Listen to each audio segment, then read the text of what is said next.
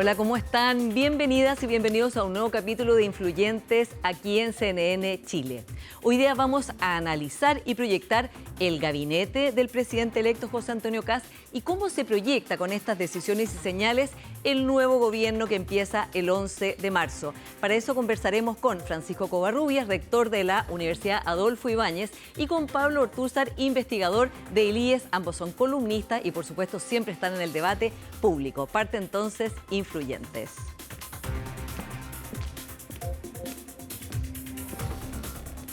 Pablo, muy bienvenido nuevamente al programa. Muchas gracias por la invitación, siempre un gusto. Pablo, bueno, tú escribiste un libro sobre el estallido social, has reflexionado muchísimo sobre los últimos años, desde el estallido y todo el ciclo que se abre en política. Quiero partir preguntándote en este debate que hay hoy día de si la elección de José Antonio Kast es un nuevo clivaje, son el cambio en los electores, digamos que se agregaron 5 millones de electores más, o es un voto anti-incumbente. ¿Cuál es tu idea? Porque leyendo tu libro y releyendo tus entrevistas, pienso que te inclinas por lo primero, que aquí hay un nuevo clivaje basado en el estallido social. Lo que pasa es que de las explicaciones que se han puesto en juego, la verdad es que no son excluyentes. De hecho, se pueden combinar perfectamente. Otro de los elementos que creo que el libro logra mostrar es que los fenómenos sociales son complejos, ¿cierto? Se mezclan cosas. Entonces, uno bien podría decir que aquí se sumaron muchos votantes nuevos, pero esos votantes nuevos están marcados por la experiencia, sin duda, del plebiscito, que para varios de ellos fue su primera experiencia electoral, después de un contexto tremendamente fuerte y traumático, ¿cierto? Como es el estallido. Entonces, cuando se dice, no, esto no es un nuevo clivaje, sino que son votantes nuevos, bueno, pero esos votantes no llegaron de Taiwán ayer, pues. Son chilenos que vivieron el proceso del estallido, que vivieron muchos de ellos el plebiscito, y por eso, digamos... Claro, y que antes no votaban y con el voto obligatorio tuvieron que votar. Exactamente. Entonces, uno dice, ¿son contradictorias esas dos explicaciones? Para nada. Y luego, bueno, la idea del péndulo, que obviamente el elemento pendular puede ser parte también del fenómeno, sin necesidad de ser la única explicación o la única causa de estos cambios. Entonces, ahora lo interesante es que exista esta idea del clivaje, y esa idea se activó, ¿cierto? Porque uno podía ver que el tema del estallido, cada vez que se tocaba, generaba efectos, reacciones, emociones. O sea, la noticia sobre el cabo, ¿cierto? O sea, digamos, el teniente Crespo genera de inmediato como polarización mediática, interés. O sea, no son cosas que para los chilenos simplemente sean indiferentes, sí, o cosas del pasado. Sí, te lo preguntaba porque, bueno, por supuesto que pueden haber muchos factores, pero es importante identificar bien cuál es el más preponderante, porque evidentemente que la reflexión tanto para quienes ganaron como para quienes perdieron puede ser distinta. Una encuesta de Criteria que hizo Cristian Valdivieso mostraba que el votante de Kast, parte del votante de Kast, había apoyado el estallido social, había apoyado intensamente el estallido social. Entonces, que no era, digamos, sino que era un electorado mucho más cambiante y que también en poco tiempo más podría apoyar otras opciones, que eran mucho más inestables. Puede ser, pero el estallido social también es un proceso. Claro. O sea, mucha gente apoyó el estallido social en un principio y luego con el tiempo, con perspectiva, se ha ido volviendo muy contraria a lo que ocurrió y a lo que en algún minuto abrazó, digamos. Bueno, partiendo por el presidente de la República, podríamos decir, pero hay mucha más gente que en el fondo ha cambiado de posición durante estos años. Y si no, no se explicarían las elecciones. Claro. ¿Sí? O sea, cuando se vota para ir o no, ¿cierto?, al proceso constitucional, gana 80-20. 80-20. Y claro, uno puede entender que la gente que votó a favor tenía afinidad con el proceso que se estaba viviendo desde el estallido.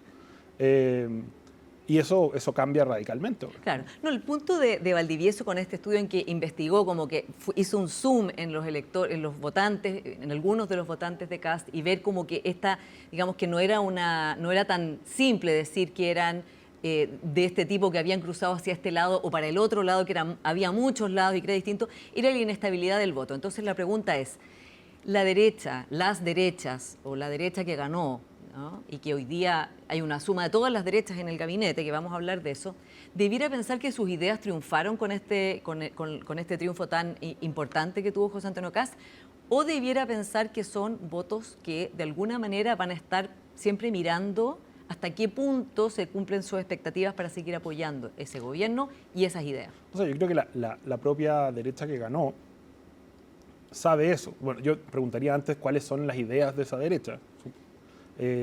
Pero incluso si las tuviera, que pues, digamos ¿Crees que no las tiene? Como hipótesis, pero Sí. asumamos como hipótesis que tiene un ideario. Si tuviera un ideario, no es eso con lo que ganaron. Y no es esa la promesa tampoco. Ya, La ¿y con idea qué de ganaron? La idea de gobierno de emergencia es justamente como ideas de emergencia. Aquí es como una propuesta de gafitería, ¿cierto? Que aquí tenemos todos estos problemas y tenemos que ir a solucionarlo, a intentarle picar aquí y allá, pero esto no es una visión arquitectónica, Ya. ¿cierto? O sea, tú dices, no la hay ni ganó por eso. Exactamente. O sea, Ya. no sé si la hay. Es una discusión que se podría tener. Pero yo no me parece que haya brillado por eso, ni que sea evidente que la derecha que triunfa tiene una visión país, como se llama, una visión arquitectónica de largo plazo. Y sus promesas tampoco son así. Es gafitería, no es arquitectura. Ya. O sea, un gobierno de emergencia y ideas de emergencia. Sí. Ahora, ¿no debiera tenerla un grupo que se ha preparado para gobernar durante harto tiempo? Porque ya José Antonio Caz está en su tercera, candidatura presidencial, para tener ideas arquitectónicas justamente porque su idea, una idea matriz, es que el país se está cayendo a pedazos y que requiere todas estas intervenciones de emergencia. ¿No ameritaría esa misma idea tener como una estructura clara de hacia dónde se quiere ir en términos de ideas? O sea, es lo ideal, pero el mundo está muy licuado ideológicamente y generalmente nosotros, así como la ropa del persa Bio Bio, o de cualquier tienda, como ropa usada, nuestras ideologías suelen también ser medio de segunda, tercera mano, ¿cierto? Es raro que emerjan como corrientes de pensamiento político chilenas y se desarrollen. Pero ha pasado siempre con influencia extranjera, obviamente, pero eso requiere tiempo, requiere desarrollo de pensamiento en el contexto universitario, que está muy de capa caída, requiere interés. Yo creo que nada de eso hoy día existe, más o menos. ¿En la derecha o en todos los No, sectores políticos? sí, la izquierda está en un problema ideológico brutal, digamos, brutal. Entonces, si uno mira desde que la concertación se destruye, digamos, se degrada y se hace polvo, nadie ha tenido suficiente tiempo en la oposición como para desarrollar una visión arquitectónica de país. Nadie. Ha sido un frenesí después de eso. ¿Ni tampoco Piñera, el expresidente Piñera? No, por supuesto que no. O sea, los dos gobiernos del presidente Piñera son gobiernos marcados por la emergencia. Estaba escuchando una entrevista al exministro Briones en la mañana y él destacaba justamente eso. O sea, si algún gobierno fue de emergencia, fue el segundo gobierno de Sebastián Piñera. Y el primero, recordemos que también entró con la construcción del terremoto y eso marcó más o menos toda la agenda. Y después los mineros y eso. Entonces, y ya antes de eso hay un desgaste tremendo en términos de visión, estrategia país. La derecha además vivía mucho bajo el embrujo la idea del fin de la historia. De Fukuyama. ¿Qué cuña más mal envejecida? ¿O no? Vamos a ver. Pero estaría el fin de la historia ¿cómo? Con todo lo que está pasando. Claro, es que lo que dice Fukuyama que es una... O sea, hay una superación de debate ideológico claramente que no hay, en términos de que la democracia liberal y el capitalismo sean los sistemas que todo el mundo va a adoptar. Eso está totalmente en juicio hoy día. En juicio, sí, pero lo que dice Fukuyama es que no hay sistemas que puedan reemplazar al capitalismo liberal. Que no hay, por mucho que se intente, cualquier otra forma que se intente adoptar va a terminar en una degradación institucional o política o en guerra o peor, básicamente. Entonces, él no está, porque para entender a Fukuyama, bueno, él mismo lo menciona, pero lo mejor es leer directamente a Kojev, sí, que es su mentor, digamos. Y la idea que hay ahí de cómo llegar a este estadio, ¿cierto?, universal y homogéneo, no es una predicción de esto va a pasar y después no va a pasar nada más. Lo que ellos están diciendo es todo lo que pase que intente superar o vaya en otra dirección a esto, simplemente va a degradar políticamente o va a estar marcado por la guerra o no va a poder cumplir sus promesas. Esa es la apuesta. Entonces, Fukuyama, al mismo tiempo uno puede decir, bueno, es una apuesta que nunca pierde, porque porque en el fondo para poder hacer el juicio de si esto salió mal habría que esperar como 500 años. Pero la idea está por verse, justamente. De hecho, la pelota está en la cancha, en el lado contrario de la cancha. ¿Sí? Es posible que todos estos enemigos del orden liberal democrático o del capitalismo liberal tengan una propuesta alternativa que funcione y que provea más bienestar y mejores expectativas a las personas. Bueno, está por verse. Hasta ahora la izquierda ha hecho unos experimentos, han salido tremendamente mal. Ahora han comenzado algunos experimentos de derecha, no se ve que vayan muy bien. ¿Cómo evalúas tú dentro de este debate de ideas de las derechas en el mundo, ¿no? Está la derecha tradicional, está la derecha radicales, podemos discutir de las etiquetas, pero digamos en Francia una cosa es Macron, otra cosa es Marine Le Pen, o en Estados Unidos una cosa era el Partido Republicano de Ronald Reagan, otra cosa es Donald Trump, ¿no? Claro. Y hay debates ahí, de hecho hay muchos conservadores que dicen que Trump ha matado el conservadurismo en Estados Unidos, ¿no? Con su política. Desde ese punto de vista, Pablo, ¿cómo ves tú ese debate acá en Chile entre cuáles son las distintas derechas? Si es que hay distintas derechas, o aquí pareciera que rápidamente ya hay una sola derecha unificada tras José Antonio Kast. No, siempre hay distintas corrientes, ¿cierto? Lo que pasa es que la apuesta de Kast es una apuesta de unidad y de emergencia, y por lo tanto es súper flexible, es un modelo muy flexible, lo cual que es divertido, porque él le hizo a Piñera lo que el Frente Amplio le hace a la Concertación, y luego hace lo mismo que Boric, pero lo hace mejor, porque Boric, en el fondo, con el tema de la Constitución se demora, y además está entre una agenda radical y esta vuelta carnero, digamos, pragmática. Entonces, en cambio, Kast sabe, gana y la vuelta carnero es inmediata. ¿Se dio una vuelta carnero para ti desde que ganó hasta ahora? O sea, no sé si desde que él empieza antes, es como una trayectoria. Bueno, Boric también. La primera vuelta de Boric versus la segunda vuelta es una cosa nada que ver. Entonces, Kast empieza antes, cuando ya ve que tiene el toro por las astas, empieza a moverse hacia el centro claramente. Y que es lo más inteligente que podía hacer, pero obviamente también para la gente que desde la centro derecha sufrió esas críticas afiladísimas y muy radicales, verlo después moverse hacia esa posición obviamente es molesto porque por la incongruencia. Lo mismo que Gabriel Boric, en el fondo, desde la perspectiva de la Concertación. Pero en ese caso fue más torpe todo, fue más, en buena medida por las tesis de Giorgio Jackson, el ministro peor evaluado del gabinete. Por las teorías de los anillos, ¿no? De que en un anillo estaban los realmente cercanos al presidente, claro, y luego el socialismo democrático. Claro, ahora, eran como coros celestiales, pero había claro, un coro del purgatorio, que en el fondo los socialistas que habían, el PPD no se sabía porque habían estado cerca de Sokimich, claro, después le pasaron todo el litio a Sokimich, pero antes, en ese momento no estaba claro. Entonces, claro, eso le hizo mucho daño porque fue como doloroso, fue muy gore el proceso de cambio hacia Ahora, en el este gabinete de José Antonio Kast no hay dos anillos, hay un solo anillo que son las personas que él ha elegido, muchos son independientes, solo hay una persona de RN, el ministro José García Ruminot, una persona de la UDI, Claudio Alvarado, una persona de Bópoli, Francisco Undurraga, y el resto son personas que él ha elegido, ¿no? Y por supuesto de su partido. Y creo que hay dos de su partido. Y hay dos de su partido, o sea, y del Partido Social Cristiano. Claro. En ese sentido, claro, el socialismo democrático estaba en nuestro anillo, eso le permitió mantener una cierta identidad también por un rato, ¿no? Incluso cuando después tomaron cargos de la primera importancia como Carolina Toá, siempre igual el socialismo democrático ha mantenido una impronta, bien o mal. Ahora Chile Vamos está mucho más disuelto en este gabinete. ¿Existe todavía Chile Vamos? Claro, existe un poco como el legado de Sebastián Piñera, pero como dije antes, es un legado que ideológicamente no tiene una gran densidad ni consistencia, ¿cierto? Entonces, la derecha no...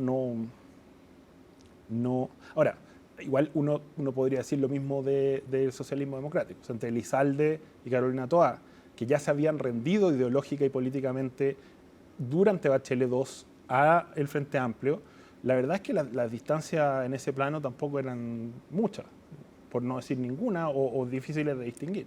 Bueno, pero ahora hubo una gran controversia a raíz de la ley Naín Retamal, en que el misma Carolina Toá salió a decir, pero ¿cómo ahora desconocen esta ley, no? No, claro, o sea, se producen después esos conflictos, claro, sin duda, pero no podemos decir que sea un choque de tesis política. Y de hecho no ocurrió antes, ocurrió ahora, porque lo que Carolina Toá está acusando es oportunismo asqueroso de los miembros de una coalición que después salen a desentenderse de su propio acto. En ese sentido, ve a Chile Vamos, lo que estás describiendo ahora como subyugado o como, no sé qué otra palabra se podría usar, respecto del Partido Republicano? Es que depende... ¿O es lo que correspondía hacer? Lo que pasa es que cuando uno dice eso es... aceptaron que las tesis políticas del Partido Republicano eran las correctas y por lo tanto modificaron su programa. Como eso sería tradicionalmente lo que uno pensaría. Pero aquí no es eso, porque no hay programa, más allá de este plan de Gaffiter, digamos, y tampoco era claro cuál era el programa anterior. Entonces yo no puedo modificar un programa que tampoco era, digamos, tan claro con un nuevo programa que tampoco existe, ¿cierto? Esa es volvemos al tema de la precariedad del debate político en Chile y la falta de visiones arquitectónicas y visiones de largo plazo. Eso tú lo has dicho mucho, que hay, en particular en el sector de la derecha hay un déficit de sociología, pensamiento, interpretación de la realidad. Sí, de reflexión. Ahora, también en la izquierda, sí, la izquierda es muy divertido, y la izquierda, esto ya lo he dicho 1000 veces ahora, pero está llena de académicos, pero tiene muy pocos intelectuales. Y claro, los académicos sirven para levantar tesis, de repente para hacer ruido, como fue el tema de Rovira con la ultra extrema derecha, que yo creo que envejeció súper mal la idea. Pero para generar reflexividad respecto a la sociedad es muy importante, digamos, ese trabajo, y no se está haciendo. De hecho, para el estallido, la izquierda dijo, nosotros sí lo vimos venir. La derecha no lo vio venir, nosotros lo vimos venir. Esto es una explosión anticapitalista de gente que está enojada con la relación entre capital y trabajo y que viene a destruir esto y construir el socialismo. ¿Y qué pasó? Nada que ver, una cosa pero absolutamente nada que ver. Ellos lo que vieron venir era otra cosa, digamos.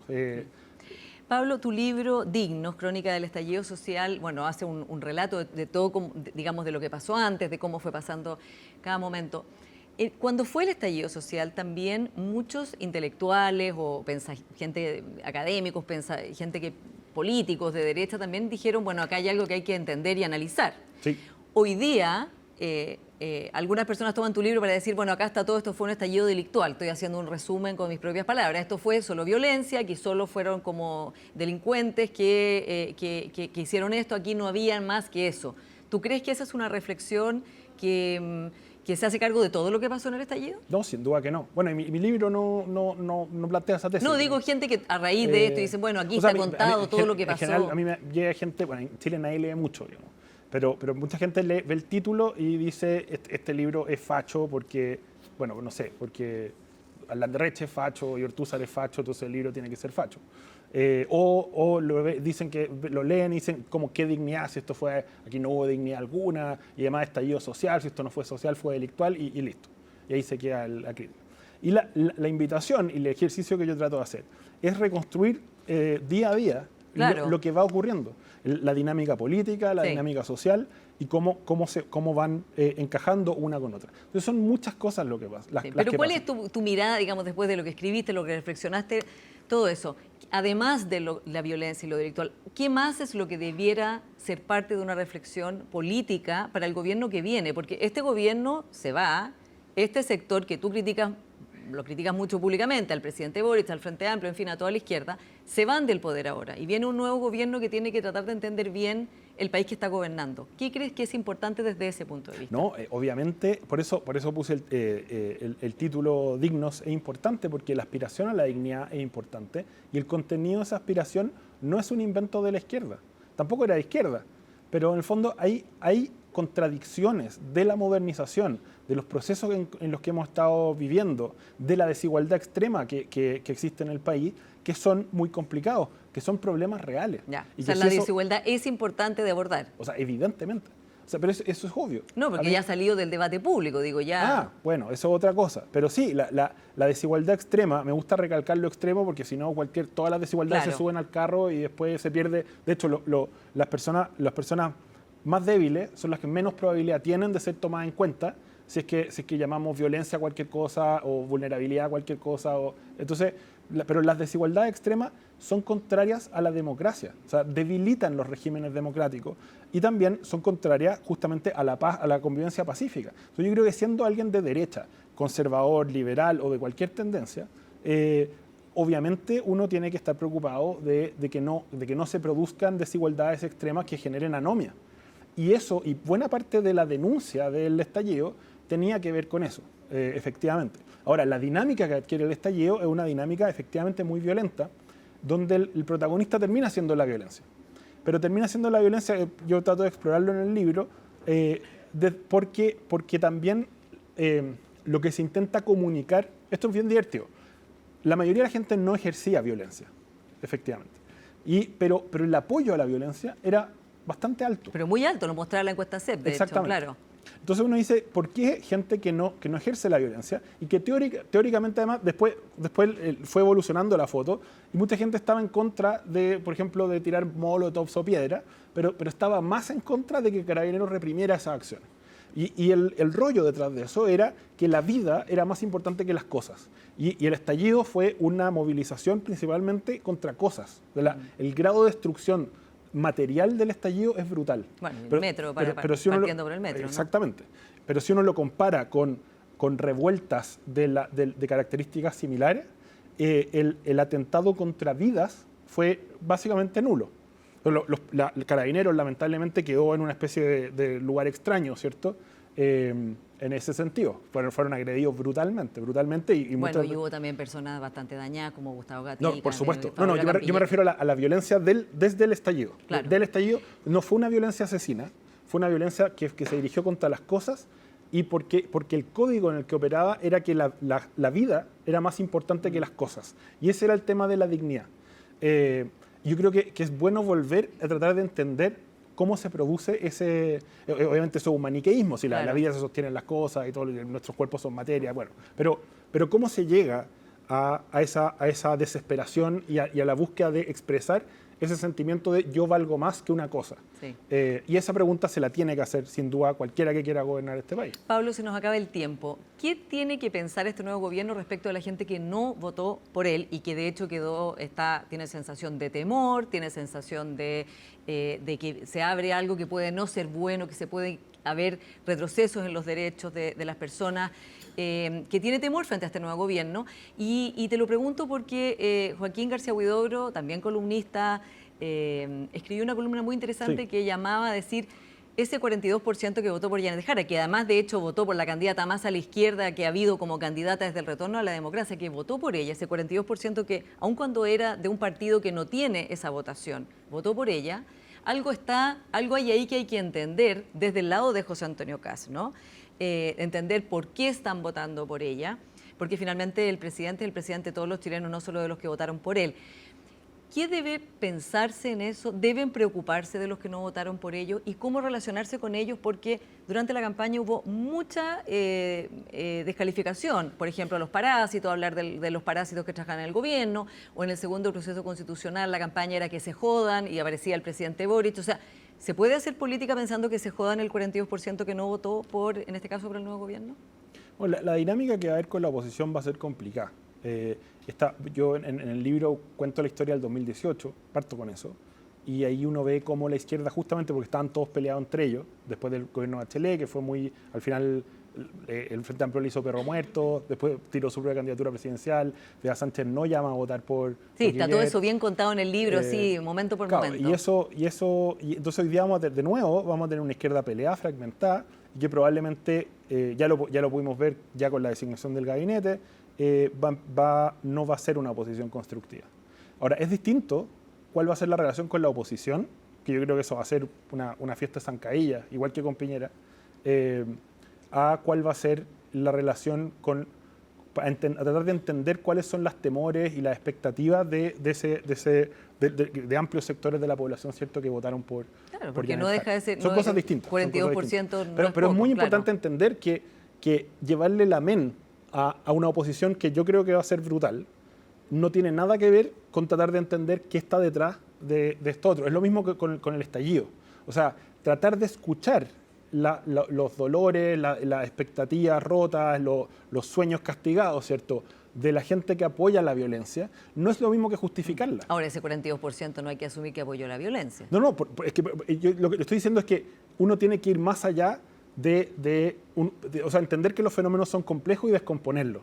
El Frente Amplio difícilmente representa y la oposición que va a constituir difícilmente representa ese 42%. Probablemente representa un 25%.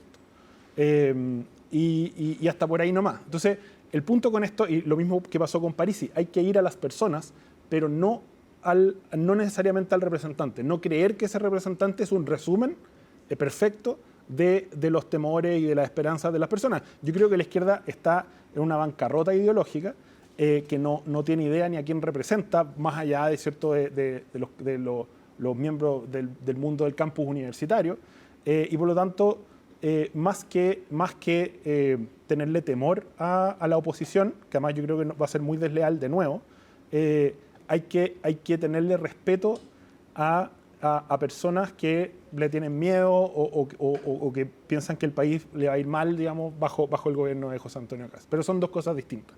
Ese es mi punto. Y ahora que lo mencionaba, me acordaba que es muy irónico que Janet Jara, que venía de un partido comunista, ¿cierto?, que tiene lazos con las dictaduras más brutales de Latinoamérica y que siempre la ha defendido sistemáticamente, nadie dijo que era una candidatura de ultra izquierda o de extrema izquierda. Y en la academia, ¿cierto?, en la misma academia que estuvo durante 6 meses diciendo que José Antonio Kast representaba la ultra extrema derecha y además diciendo que era básicamente lo mismo que Orbán y lo mismo que cualquier fenómeno de derecha mundial. Mientras que si uno decía el Partido Comunista Chileno tiene vínculos con Cuba, con Venezuela, con Nicaragua, que todo eso es cierto, te decían, ya, pero son cosas muy distintas. Pero Aquí tiene un pedigrí maravilloso. Muchas veces justamente por el Partido Comunista y su pero política de relaciones exteriores y de apoyo a dictadura. Por supuesto, mi punto es en el fondo aquí, la vara con la que se midió a Jara desde la academia, que yo creo que quedaron muy mal al final, fue muy distinta a con Kast. O sea, no representaba un peligro que gobernara un partido que tiene lazos directos y que defiende directamente a dictaduras como la de Ortega, como la de Díaz-Canel o como la de Maduro, mientras estaba todavía ahí. Pero sí era terrible que ganara Kast, que no sé, y a través de puras analogías espurias, más o menos espurias, respecto a sus vínculos con otros dirigentes mundiales. Pablo Ortúzar, se nos acaba el tiempo. Muchas gracias por esta conversación. Muchas gracias. Y vamos a ir a una pequeña pausa y ya seguimos con más influyentes. Viene Francisco Covarrubias. Espérennos.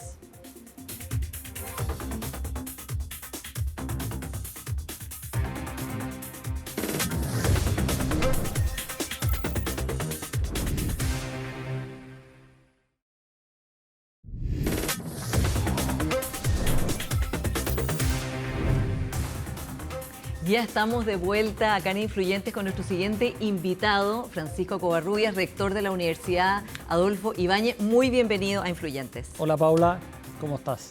Bueno, encantados de tenerte acá. Feliz, además mi ex casa. Exactamente, donde compartimos durante muchos años en Tolerancia Tanto Cero. Entrevistados y tantas polémicas que pasaron por ahí. Francisco, partamos hablando justamente de polémicas, ¿no? Y hablemos de lo que ha pasado esta semana, una semana bastante histórica en el Foro Económico Mundial, por la presencia de Donald Trump, por lo que Trump dijo, por lo que amenazó, por lo que cambió, pero hubo un protagonismo muy especial de un gran liberal, Mark Carney, el primer ministro de Canadá, ¿no?, que hizo un discurso que ya ha pasado a la historia, pasó la historia, como un discurso que realmente, podríamos decir, enfrenta la retórica de Donald Trump y propone una estrategia para los demás países de cara a enfrentar lo que Trump está haciendo, este nuevo orden o desorden mundial para algunos. ¿Cómo evalúas tú, desde una perspectiva de un liberal como tú, lo que está haciendo Mark Carney? Mira, yo creo que hay que analizar esto en una perspectiva más amplia, porque la verdad es que nosotros vivimos un periodo de tiempo que fue un paréntesis en el mundo. Desde el año 90, la caída del muro de Berlín, hasta, no sé, el 2010. No solamente el tema de Chile, cuando hablábamos de los 30 años, esto es un fenómeno mundial, donde... Claro, Fukuyama nos dijo que se había acabado la historia, que ya haciendo la tradición hegeliana, digamos, ya no había una contraposición ideológica a una forma de ver el mundo, a un sistema de mercado, a una democracia liberal. Y llegaba un momento en el cual daba lo mismo quien gobernara. Y lo vivimos, y eso es lo peor, lo vivimos. Que gobernara Tony Blair, que gobernara Aznar, que gobernara Berlusconi, que gobernara Ricardo Lagos. Más o menos las políticas iban en un cierto carril. Eran matices nomás. Pero nos mal acostumbramos porque... El mundo nunca fue así.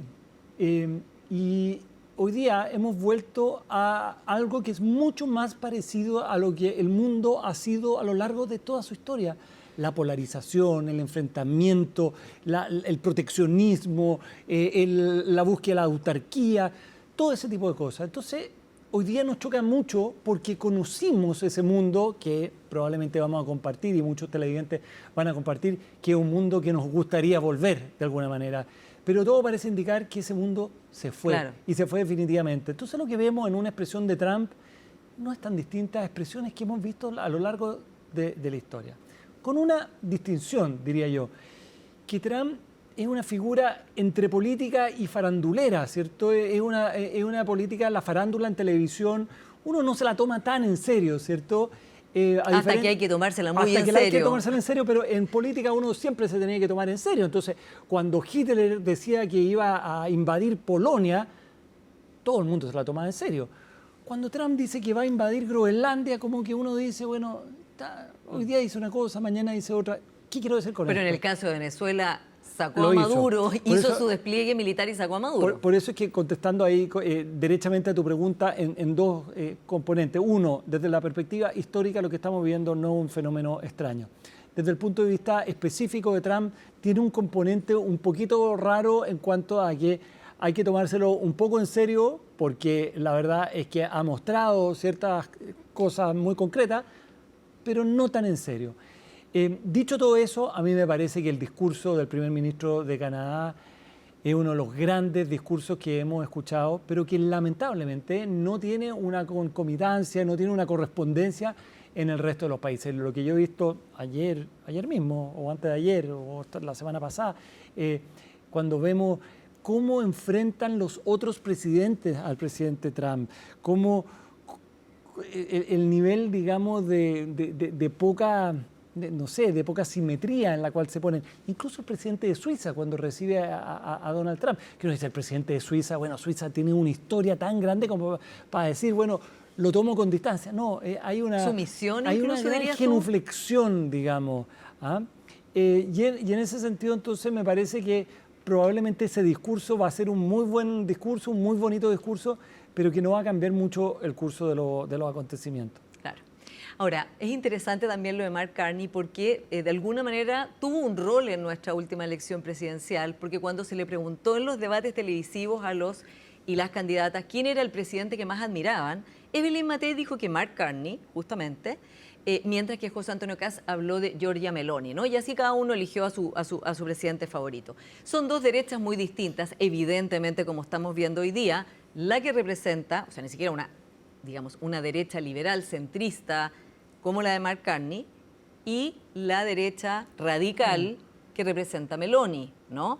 O la que representa Donald Trump, que recordemos dijo que José Antonio Kast era un gran candidato y que había sido su favorito o su candidato. Yo no me acuerdo cuál fue el tuit que usó. Mira, yo ahí discrepo un poco contigo en tus calificaciones. Yo creo que la derecha, o sea, el primer ministro de Canadá yo lo enmarcaría en el centro. Sí, claro, Ahora, un centrista liberal. cada uno puede marcar, porque esto es, Sí. obviamente cada uno pone sus etiquetas como... A mí, como yo las pondría, yo diría centro liberal. Meloni, derecha conservadora, no diría una ultraderecha, derecha conservadora. Trump, Derecha populista, primer ministro de Polonia, ultraderecha. Víctor Orbán, ultraderecha. AfD en Alemania, ultraderecha. Entonces, no es tan fácil poner la etiqueta. Yo sigo harto, tú sabes que en el fondo me gusta la política italiana por mis ancestros, digamos, de mi mamá. Lo de Meloni me parece que es una buena noticia que dentro de todos los posibles referentes José Antonio Kast la haya elegido a ella, porque ella de alguna manera ha mostrado un cierto pragmatismo, se ha peleado con la Liga del Norte, que representa Claro. posiciones mucho más extremas. y ha cambiado además de ser euroscéptica ahora a defender la Unión Europea, A ¿no? defender principios propios de la tradición europea. Entonces me parece que es una figura súper interesante, que además hemos visto los resultados que ha tenido, porque en Italia son pocos los primeros ministros que han podido durar el tiempo que han durado. Entonces yo creo que, y yendo a José Antonio Kast, muchas veces me han preguntado, me dicen, oye, pero José Antonio Kast, ¿a tu juicio es ultraderecha? Yo digo que no es ultraderecha. ¿Es derecha? Sí, obviamente que es derecha. ¿Es derecha conservadora? Es derecha conservadora. ¿Es en algunos casos ultraconservadora? En algunos casos ultraconservadora.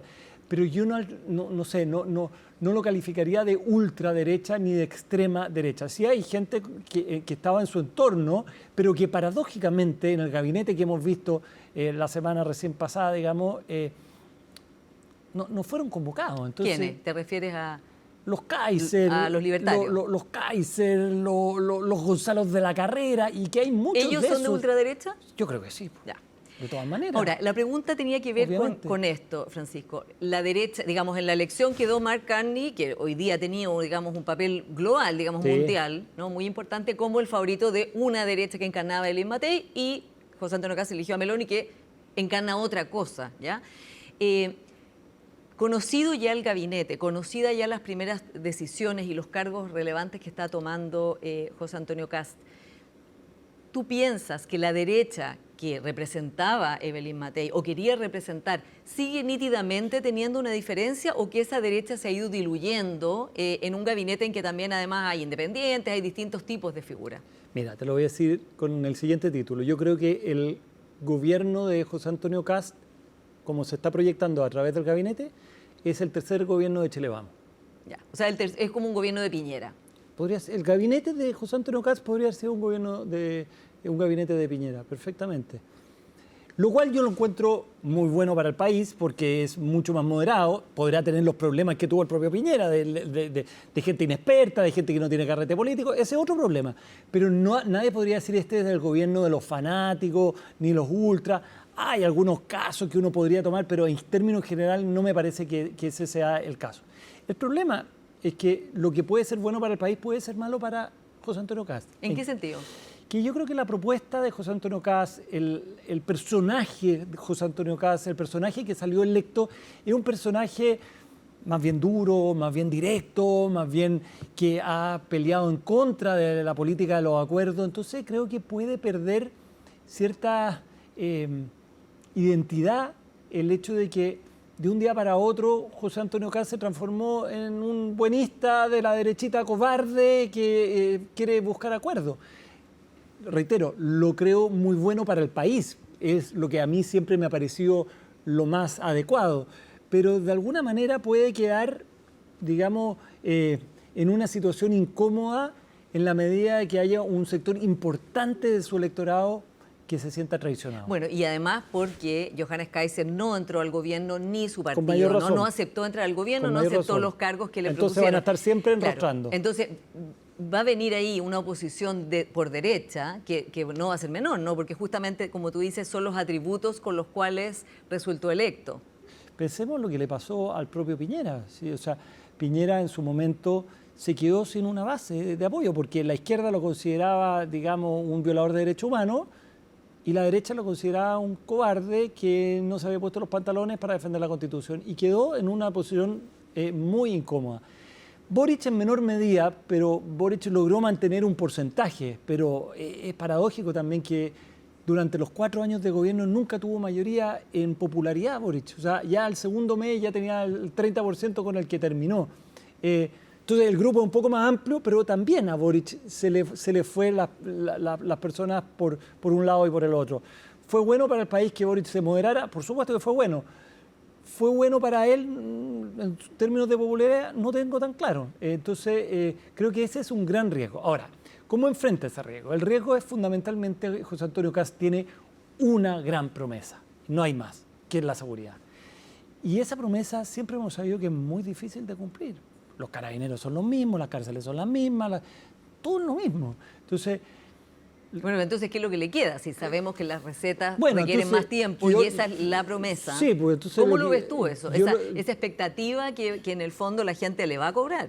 Yo lo que creo es que José Antonio Kast está preparado de alguna manera para hacer unas medidas, voy a llamarlas lavinescas, digamos, ¿ya? O sea, ir a bombardear las nubes para que llueva. Bueno, pero eso no sabíamos que no servía mucho.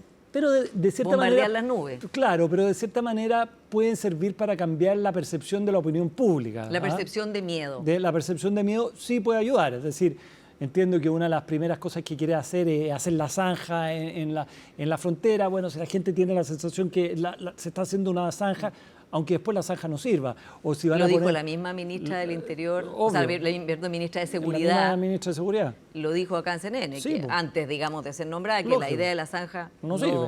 Pero a la gente le puede dar la sensación, o si a los presos los van a vestir de naranjo, entonces le da la sensación de que se puso orden en las cárceles. Pero de ahí a que funcione la inteligencia, de que se conecten las cámaras, de que venga, pueden pasar años de años. Entonces, la única manija que tiene José Antonio Kast en términos de seguridad es afrontar la percepción. Y no estoy seguro, no conozco a la exfiscal, pero no estoy seguro que ese sea su gran atributo. O sea, tal vez si la figura hubiera sido un Carter, digamos, hubiera podido combatir de mejor forma la percepción, no obstante que el delito final no hubiera avanzado nada.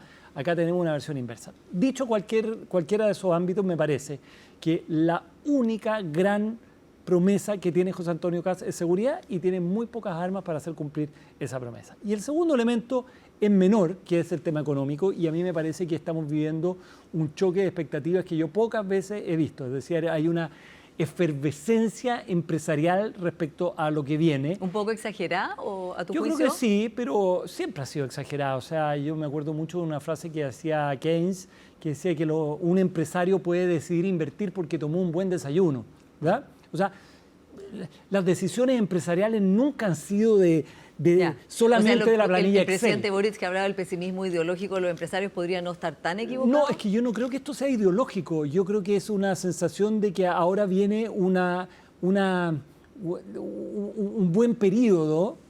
No creo, yo creo que los empresarios, lo he dicho otras veces, me ha costado de repente alguna crítica, pero yo he dicho que los empresarios, más allá de por quién votan, son asexuados, agnósticos y descafeinados. O sea, en el fondo les da lo mismo, y esto a lo largo de la historia siempre ha sido así, les da lo mismo si el presidente es de derecha o de izquierda, ellos buscan una ganancia y es legítimo que sea así. Entonces, yo no creo en la función de que ahora van a invertir para apoyar ideológicamente al gobierno. No es así. Lo que yo siento es que hay una percepción de que viene un buen periodo, que viene un gobierno que va a buscar destrabar las inversiones, que va a buscar ayudar en que se... Entonces, eso se va a ir alimentando y vamos a tener un 2026 probablemente con un mini boom económico.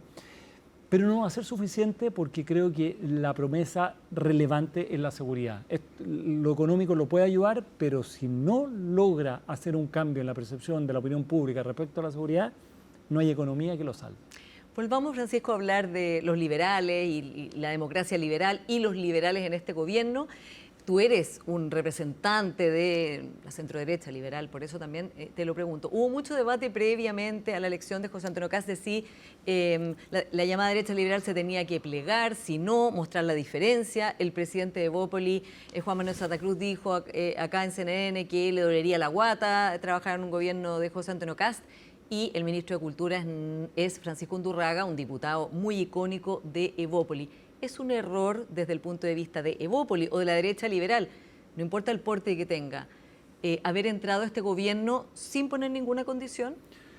Ya, es que tú dijiste, no importa el porte que tenga. Yo creo que la derecha liberal o el centro liberal, al cual a mí me gusta adscribirme como etiqueta, de nuevo es discutible, es demasiado chico para poder tener, digamos, una capacidad de determinar fuertemente el destino político del país. Eso es una cosa importante, porque el tamaño en este caso sí importa. Pero en segundo lugar, a mí me parece que frente a la dicotomía de una elección entre una candidata comunista, marxista-leninista, y un candidato de derecha conservadora, yo creo que la posición liberal en cualquiera de sus ramas y vertientes está siempre más cerca de la derecha conservadora que del Partido Comunista, en cualquiera de los casos. Y esa fue la razón por la cual a mí me parece que la gran mayoría de los liberales votó por José Antonio Kast.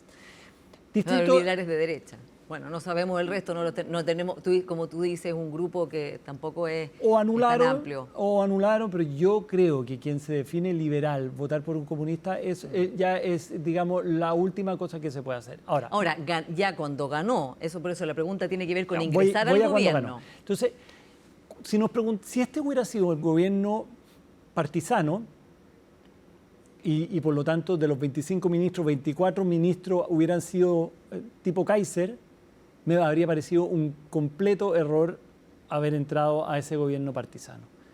Pero a mí me parece que la forma como ha planteado José Antonio Kast el gobierno, me parece que es un gobierno mucho más amplio y mucho menos partisano. Y por lo tanto que ahí hayan figuras, muchas de las cuales estuvieron contra la dictadura, dos de las cuales fueron ministras de Bachelet. En fin, me parece que eso da una concepción de un gabinete que es más amplio que meramente ideológico. Entonces, en ese sentido, me parece que hay una composición que viene de distintas vertientes, una de las cuales puede ser la vertiente de Evópoli o de lo que queda de Evópoli. Ya. Ahora, analizando también el gabinete, Francisco, ¿cómo ves tú dos flancos que se han abierto? Uno tiene que ver con que hay muchos independientes y entonces los partidos políticos, muchos de ellos están como también esperando que haya otros cargos donde estén, porque también son personas, muchos de ellos, que es primera vez que van a estar en el Estado, en un cargo de mucha relevancia. Y mientras que los partidos políticos, especialmente los de Chile Vamos, ¿no?, tenían muchos cuadros que podrían haber ocupado esos lugares. Me parece que es un error. ¿Es un error tantos independientes? Por supuesto. Mira, esta figura, y lo discutimos muchas veces en el programa en Tolerancia Cero, ¿cierto? Pero esta exaltación de lo independiente es algo que a mí nunca me ha convencido. ¿Ya? Esto es el gran triunfo de Pinochet. Si hay algo que triunfó Pinochet es su crítica a los señores políticos y este rol de los independientes, que no son tales. Si al final los independientes no son independientes, nadie es independiente. Entonces, me parece que el no haber recurrido en política a quienes participan partidariamente de la política es un error. Y por lo tanto me parece que la gran cantidad de independientes va a cobrarle una cuenta que se suma al hecho de ser independiente y no tener experiencia. Son dos cosas que juegan muy en contra. Por lo tanto, yo habría pensado que tenía cartas súper probadas de políticos que podrían haber ayudado a darle gobernabilidad al gobierno de Kast. Hoy día estamos en los inicios, hoy día todo se ve maravilloso, hoy día se ven muchas cosas, pero sabemos que la política es dura y que los problemas no los eligen los gobiernos, los problemas llegan. Exactamente. Y bueno, Pablo Longueira dijo que había ministros, por lo que él veía, que le parecía que eran como yogures con fecha de vencimiento, justamente por lo que estás diciendo tú, por la experiencia, porque los problemas emergen y uno no los puede elegir. Totalmente de acuerdo. En ese sentido, ¿qué nombramientos son para ti los más riesgosos que hizo? A ver, yo creo que en términos políticos me parece una... y también los aciertos, por supuesto. Sí. En términos políticos me parece que la dupla Alvarado-García-Ruminor tiene una parte muy buena, que tienen carrete político, tiene una parte que me da la impresión que no le compiten al presidente, son figuras más bien de bajo perfil, que no tienen aspiraciones presidenciales, entonces también hay un diseño ahí. Entonces, me parece que ahí hay una figura interesante. Segundo, es que creo que no hemos tenido un ministro de Hacienda tan fuerte, probablemente desde Alejandro Fox, ¿ya? Tan fuerte en el sentido de las atribuciones que está teniendo, la influencia que tendrá. De las atribuciones y de que, recordemos que Piñera era el ministro de Hacienda, que Lagos era el ministro de Hacienda, que incluso Eduardo Frei era ministro de Hacienda. Y que para Boric y para Bachelet el tema económico era un tema de segundo orden, digamos. Entonces, en un gobierno donde el progreso, el desarrollo forma parte como de lo central, no es la injusticia, no es los poderosos, no, es el desarrollo económico, o sea, el punto central. Con un presidente que no le interesa, que no sabe, que no le gusta el tema económico, entonces tenemos una figura que es muy, muy fuerte, digamos, para lo que es este gobierno. Claro, pero sin experiencia política. Sí, y claro, y no tiene experiencia política y por lo tanto ahí hay un factor de riesgo. Es una persona inteligente, es una persona que creo que tiene una posibilidad de pensar fuera de la caja, pero no tiene experiencia política. Y después tenemos ministros sectoriales, algunos de los cuales se junta esto, que es independiente, sin experiencia política, que es una mala combinación. Es una mala combinación. Dicho eso, en términos generales, creo que lo más importante que me parece a mí en términos de cosas positivas es que hay una cierta moderación en el gabinete. Hay una cierta figuras de mundos distintos que me parece que es bien interesante. Ahora, claro, está Jimena Rincón, ¿no? Está Jaime Campos, como dices tú, exministros de la presidenta Bachelet, y en el caso de Jaime Campos, además del presidente Lagos. Pero ellos ya habían cruzado el Rubicón hace rato, ¿no?, con el proceso constitucional. Y amarillos, demócratas, esos partidos que se crearon como una centroizquierda, que estuvo por el rechazo, se diluyeron, ¿no? De hecho, están en extinción. ¿Existe ese centro? ¿Representan a un grupo de gente o ya son como testimoniales también o simbólicos? No estoy con esto diciendo que sea menos importante, pero en términos de a quiénes representan. Mira, el centro en el mundo se vació primero porque la izquierda hizo una autocrítica y consideró que la socialdemocracia había sido un invento de los alemanes, que había sido una mala cosa y que por lo tanto había que volver en el fondo a la lucha de clases, ¿cierto? Poderoso contra oprimido, y la izquierda se fue hacia ese mundo y acto seguido la derecha hizo el mismo análisis y dijo, bueno, fuimos demasiado socialistas, tenemos que levantar las banderas del orden y la seguridad. Entonces, este es un fenómeno mundial, el centro se vació. ¿Dónde hay centro en el mundo? No hay centro. Entonces, Chile no está al margen de eso. Ahora, en esa reflexión, cuando se fueron hacia, digamos, como en el boxeo, que se fue cada uno a su esquina, creo que hoy día la que tiene más problemas es la izquierda, porque creo que la derecha en esa, digamos, en ese revisionismo lo que ha logrado hacer es conectar con la población. La seguridad, el orden, la migración es algo que conecta fuertemente con la población, y la izquierda no ha logrado encontrar ese discurso. Y ese fenómeno en Chile lo vemos y lo vemos en el mundo. Tanto es así que si yo hubiera visto a la candidata Jara, hubiera venido de Marte y hubiera visto a la candidata Jara, nunca habría pensado que era comunista, ¿cierto? Incluso no habría pensado que era de izquierda.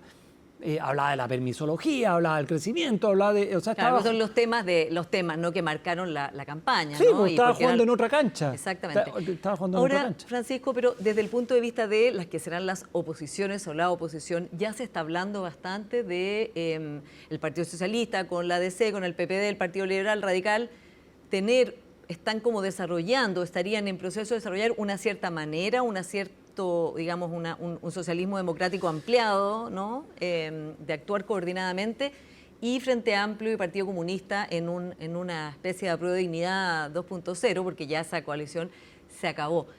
¿Tú ves que eso sea posible y ves que es bueno para el socialismo democrático? Porque también es cierto que la verdad es que los votos tampoco los han acompañado tanto.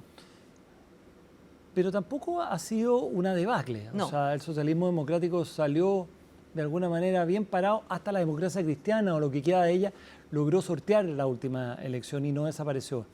Ahora, yo he visto a la presidenta del Partido Socialista muy entusiasmada con hacer la alianza histórica con el Partido Comunista, entonces no me queda suficientemente claro. Lo que sí me queda muy claro es que hoy día la población, por lo menos por ahora, ha rechazado muy fuertemente esas posiciones extremas de izquierda, y creo que es un mal negocio para el Partido Socialista ir de la mano del Partido Comunista. En ese sentido, creo que la reivindicación del socialismo democrático creo que le puede dar una mayor viabilidad futura. Pero ojo, tú pones al Frente Amplio, y yo creo que hay dos Frentes Amplios también, y hay un Frente Amplio que fue burdamente expuesto con la candidatura de Winter, que era un Frente Amplio igual que el del 2019, ¿cierto?